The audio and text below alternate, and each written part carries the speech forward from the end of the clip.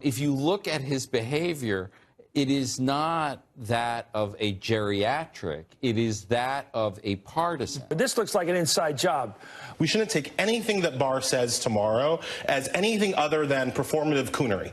Is Barr the president's new fixer? The answer to that seems to be yes. But he becomes the first cabinet secretary to plunge into the deep end of Trump's conspiracy pool. So it was an inside job. That's the reigning assumption in Washington. Somehow, the Attorney General is preventing Robert Mueller from concluding that Donald Trump colluded with Vladimir Putin and from telling the rest of us about it. How is Barr doing that? Well, it's not clear how he's doing that, but they are no less certain that he is doing that. Michelle Goldberg of the New York Times announced today that Barr's press conference this morning marked America's transformation into a, quote, authoritarian junta.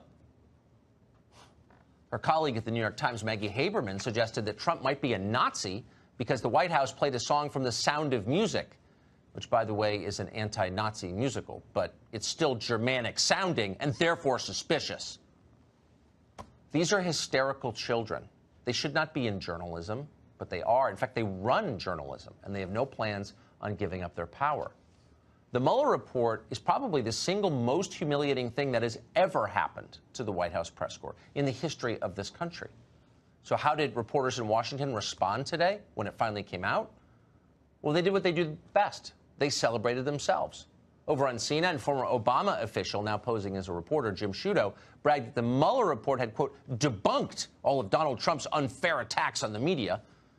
At Jeff Bezos' newspaper, a guy called Philip Bump was telling us that, quote, the vast amount of reporting on Russia was accurate. Even they don't really believe this. They know they lied.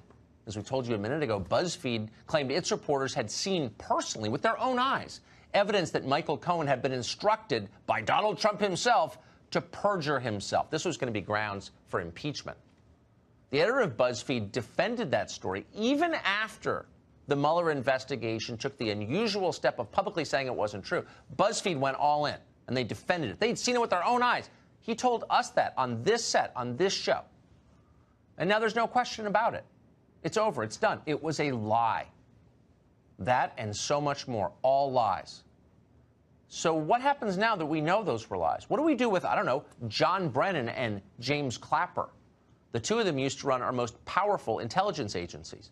For the past couple of years, they've gotten a lot richer than they've ever been from yapping about Russia on television. Only problem? All lies.